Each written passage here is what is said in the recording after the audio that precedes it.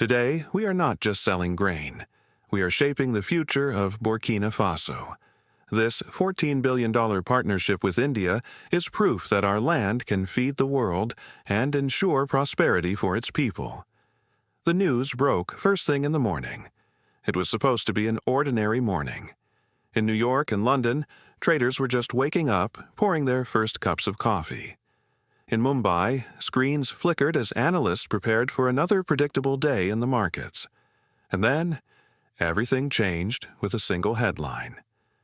Burkina Faso signs $14 billion grain deal with India. The words were short, almost plain. No slogans, no political fireworks, just numbers. But sometimes the simplest words create the loudest echoes. For the world, it was a shock. Burkina Faso, a small, landlocked nation in West Africa, long defined by gold mines, cotton, and political struggle, had suddenly stepped onto the global stage as an agricultural power. And not with a minor agreement. No, this was massive.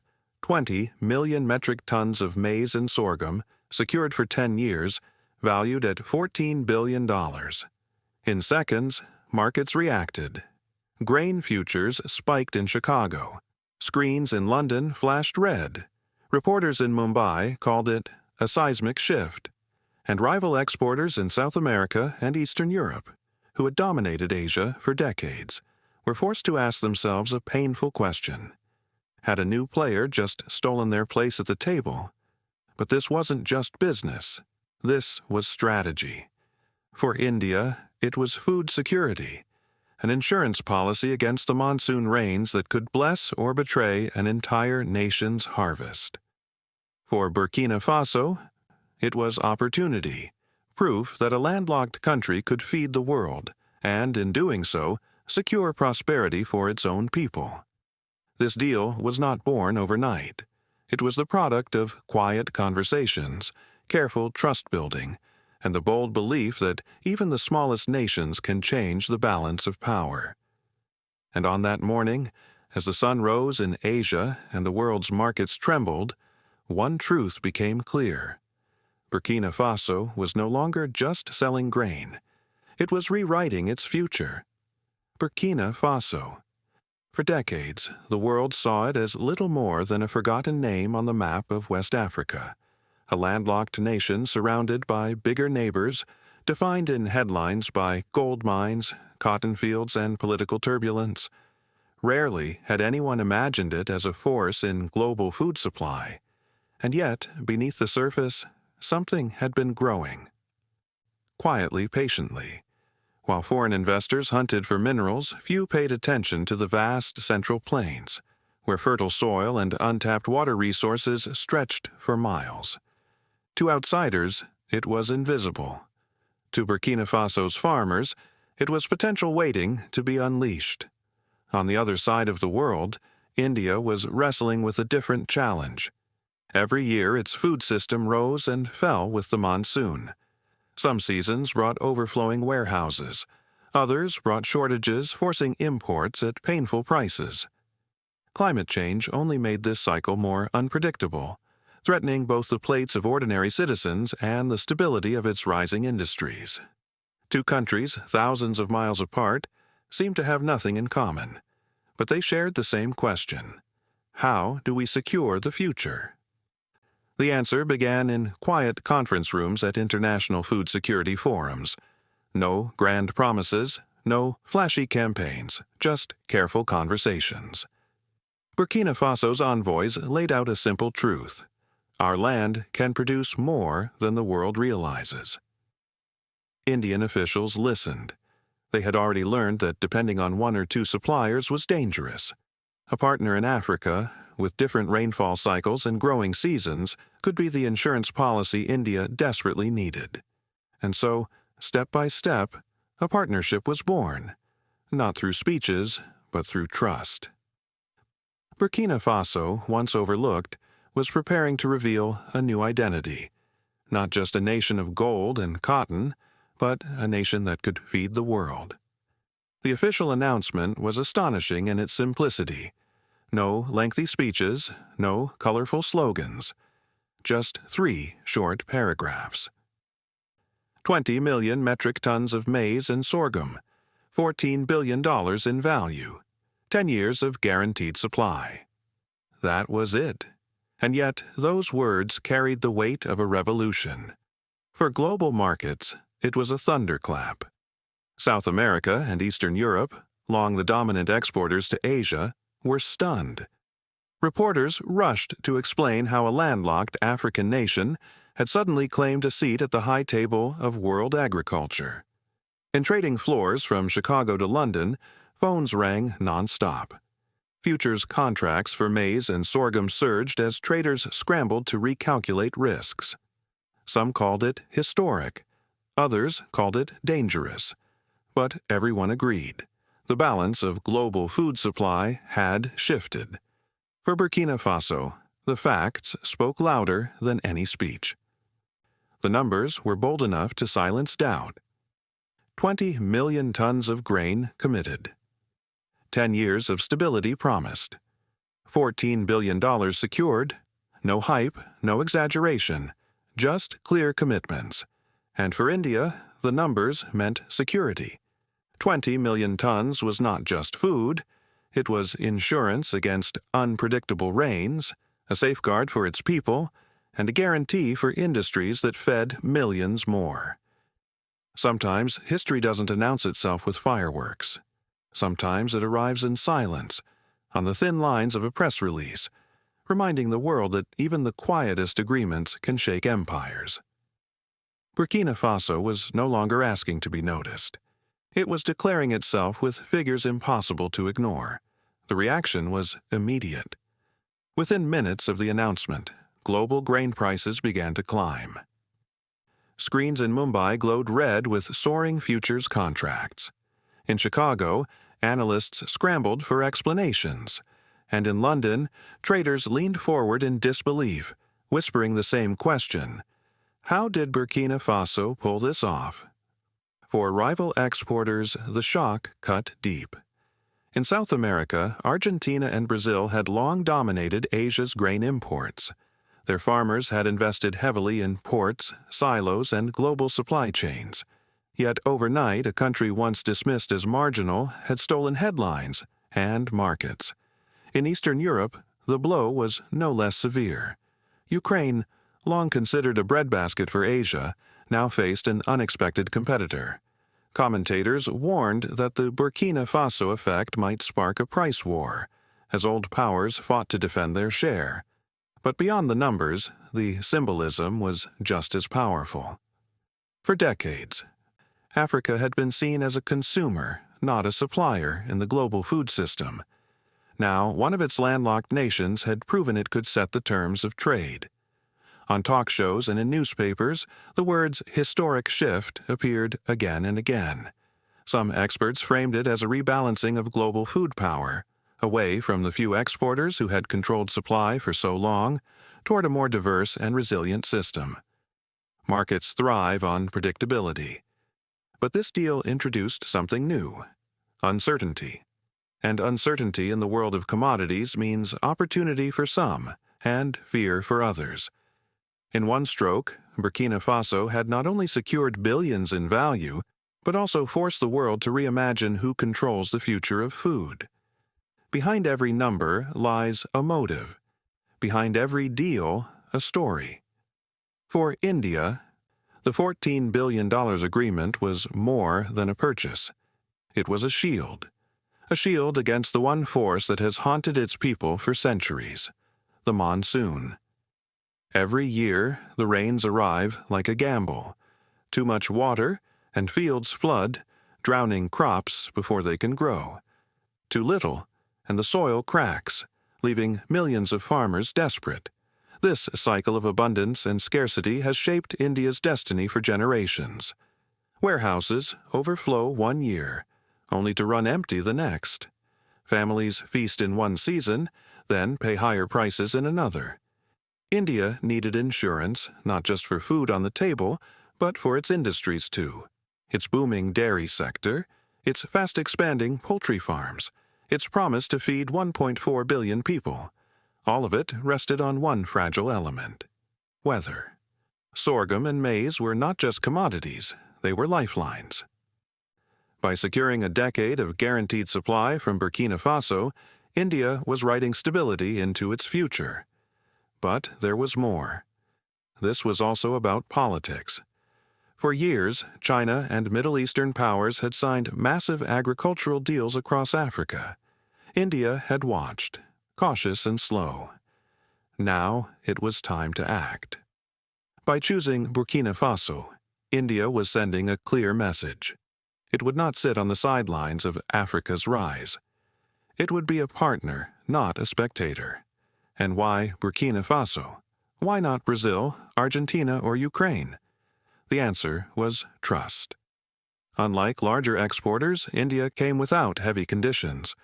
No strings of military alliances, no demands of political loyalty.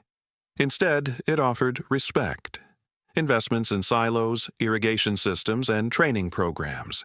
A partnership framed not as charity, but as equality.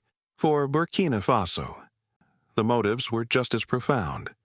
For decades, it had been trapped in a cycle, exporting gold and cotton, struggling with political instability, and relying on foreign aid to fill its gaps. But grain was different. Grain was life. Grain was power. By stepping into the grain market, Burkina Faso was redefining its identity. No longer just a supplier of raw materials for outsiders to profit from, it could now position itself as a pillar of global food security. And with that position came recognition, respect, influence. There was also something deeper, a desire to prove the impossible wrong. Landlocked nations are rarely trusted as exporters. The absence of a coastline is considered a curse. But Burkina Faso turned that curse into an opportunity. With India's co-investment, new roads, railways, and port facilities in neighboring countries became reality. What was once a logistical nightmare became a symbol of creative cooperation. For the people of Burkina Faso, the deal was more than numbers on paper. It meant jobs. It meant better infrastructure. It meant irrigation projects that would bring water to villages, and training that would make farmers more resilient. It meant, for the first time, that their harvests could shape not just local markets, but global ones. And perhaps the most powerful motive of all, dignity. Burkina Faso wanted to stand as an equal in the world, to prove that its choices were its own, not dictated by old colonial masters, nor dependent on the mercy of larger powers. In that sense, this deal was not just a transaction, it was a declaration. A declaration that both India and Burkina Faso were ready to shape their futures together, on their own terms. Every great story has an obstacle, and for Burkina Faso the obstacle was written into its geography. A landlocked nation. No coastline, no direct access to the sea. For most exporters, that is the kiss of death. Grain is not gold. It cannot be flown in small shipments. It requires ships, massive vessels carrying millions of tons across oceans. And ships need ports. For decades, this single fact kept Burkina Faso out of the global grain trade. Farmers could grow. Traders could plan. But without a way to move crops to the world, the dream of becoming an exporter was locked away. When the first talks began with India, many skeptics shook their heads. They called the idea unrealistic, even reckless. How could Burkina Faso possibly deliver 20 million tons over a decade without ports of its own? Would the crops rot on the roads? Would promises collapse under the weight of logistics? But instead of retreating, both nations leaned forward, and the obstacle became the opportunity. Together, India and Burkina Faso crafted a solution that was as ambitious as the deal itself. They agreed not only to trade grain, but to build the pathways that grain would travel. Railways were upgraded to connect Burkina Faso's central plains with neighboring countries. Road networks were expanded, carving new routes to coastal ports in Ghana, Togo, and Ivory Coast. Storage silos were modernized, equipped to handle harvests on a scale the country had never seen. What had seemed impossible began to take shape. For Burkina Faso, these projects were more than logistics. They were lifelines. A railway doesn't just move grain, it moves people, goods, and industries. A road doesn't just connect fields to ports, it connects villages to markets, hospitals, and schools. By solving the challenge of export, the nation was also solving the deeper challenge of development. For India, investing in this infrastructure was not charity, it was insurance. Every mile of railway, every silo built, every port upgraded meant fewer chances of disruption. It meant the promise of steady deliveries was not just words on a contract, but bricks and steel laid into the ground. Critics had said, "A landlocked nation cannot be a reliable exporter." Burkina Faso answered, "Watch us." And in doing so, it set a precedent for all of Africa. If one landlocked country could overcome geography with creativity and cooperation, why not others? Why not Mali? Why not Niger? Why not Chad? This was no longer just a grain deal, it was a demonstration, a living proof that obstacles can be transformed into stepping stones. For Burkina Faso, the challenge of being landlocked had once been a curse. But now, through vision and partnership, it had become its greatest story of triumph. Because sometimes the road to the sea is not just a road. It is a road to the future. In the world of trade, numbers matter. But in the world of politics, symbolism matters even more. The $14 billion grain deal was not just a transaction. It was a statement. For India, the statement was clear. It would no longer allow others to define its role in Africa. For years, China had poured billions into roads, ports, and mines across the continent. Middle Eastern states had signed agricultural contracts from Sudan to Ethiopia. Western powers still tried to shape policy through aid and conditional loans. And India? India had often remained cautious, watching from the sidelines. But not anymore. By striking this deal with Burkina Faso, New Delhi sent a powerful signal. It was ready to be a player, not an observer. Ready to build trust not through military bases or political strings, but through partnership and respect. In an era where food security is becoming as strategic as oil, India positioned itself as a reliable friend to Africa. For Burkina Faso, the political message cut even deeper. For too long, choices had been framed by outside powers, colonial legacies, Western donors, or regional giants. But this deal proved something extraordinary, that the nation could chart its own path, choose its own allies, and negotiate on equal footing.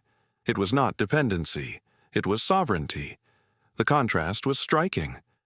Other global powers often approach Africa with conditions attached. Votes at the United Nations, access to military bases, alignment with foreign policies. India's offer was different. No hidden clauses, no pressure campaigns. Instead, it brought silos, irrigation projects, training programs, and markets that paid fair prices. In doing so, it positioned itself not as a master, but as a partner. And that mattered, not just for Burkina Faso, but for all of Africa watching closely. If one country could secure such a deal without bending to outside conditions, why not others? If Burkina Faso could choose freely, then sovereignty was not just a dream, it was achievable. In New Delhi, policymakers understood this well. They knew that food was not only about survival. Food was diplomacy. Grain could build friendships, strengthen alliances, and create influence more enduring than speeches or treaties. With every shipment of maize and sorghum leaving West Africa, India was also exporting a message. We are with you as equals. In Ouagadougou, leaders understood the symbolism too. Signing with India was not only about securing markets, it was about showing the world that Burkina Faso was not bound to traditional partners in Europe or dictated by old colonial ties. It could choose its own destiny. And in choosing India, it declared its independence in the language the world understood best. trade. Thus, the deal became more than economics. It became geopolitics. It became a realignment of trust, a reshaping of alliances, and a declaration of sovereignty. Sometimes politics speaks in rallies and campaigns, but sometimes politics speaks in silence, through the signing of a contract, through the building of a road, through the shipment of a grain harvest across the sea. And in that silence, Burkina Faso's voice had never been louder.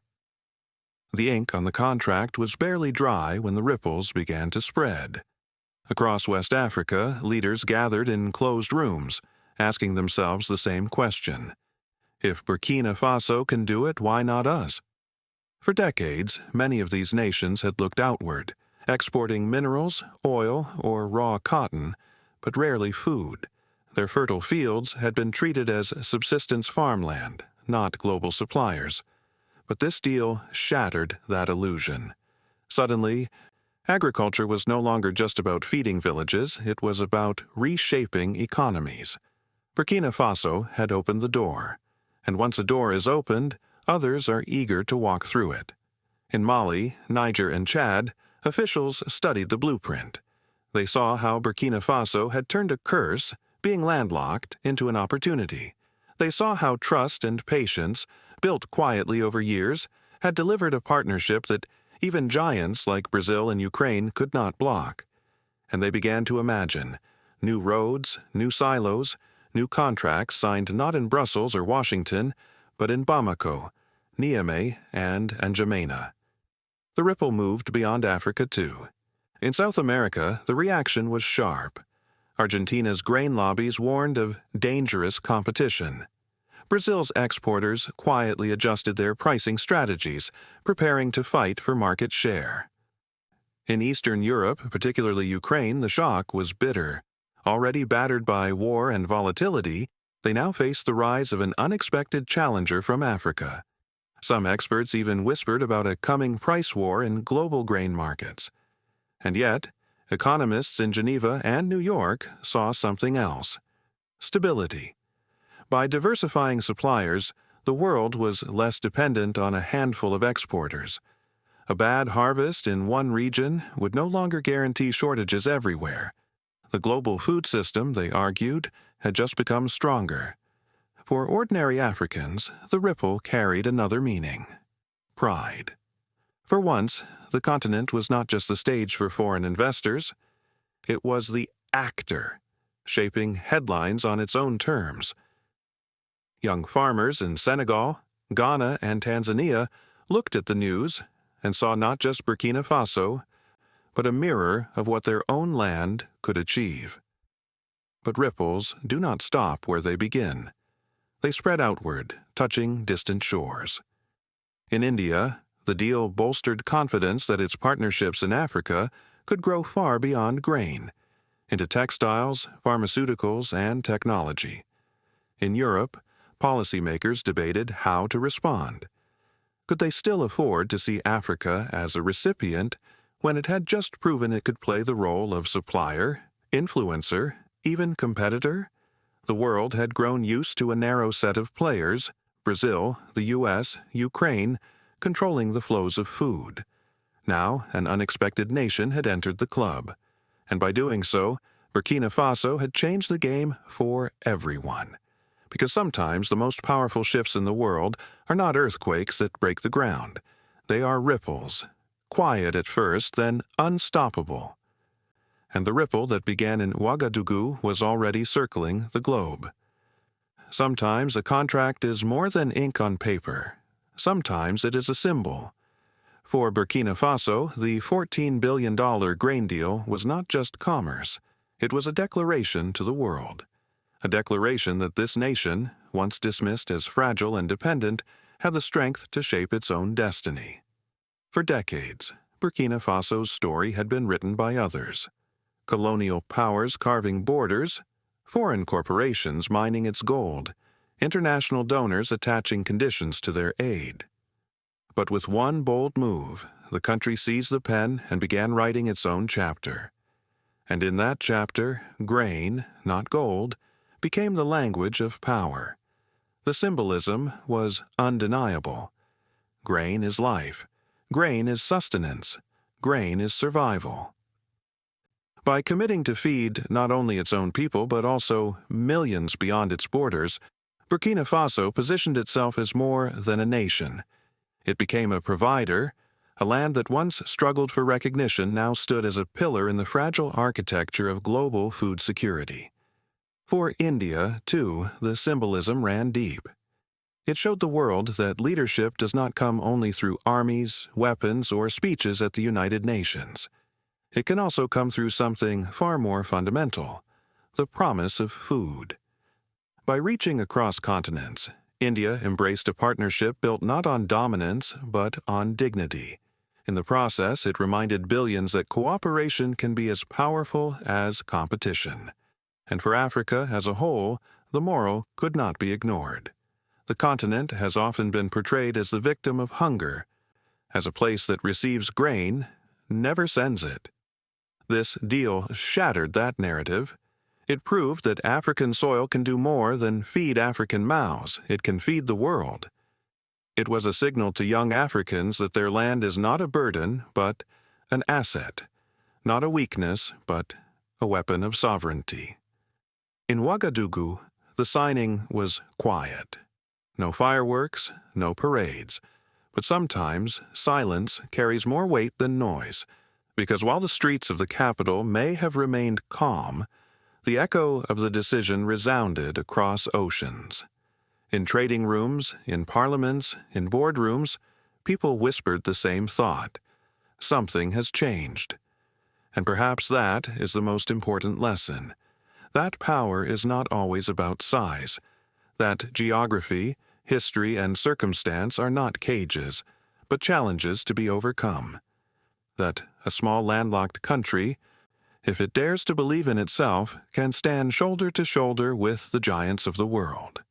The deal will face its tests: droughts, price swings, political storms. But even if challenges come, the symbol remains. A symbol that Burkina Faso has the courage to say, "We are not just defined by our past. We are defined by the future we choose to build." This is more than economics. This is more than politics. This is identity. When future generations look back, they may not remember the exact numbers: 20 million tons, 10 years, $14 billion. But they will remember the message: the moment when a forgotten nation lifted its head and declared itself ready to lead. And perhaps one day, when the children of Burkina Faso walk along the new railways or see ships carrying their harvest across the sea, they will know that their land did not just produce grain. It produced dignity. Because in the end, this was never just about food. It was about freedom. And freedom, once tasted, cannot be taken away.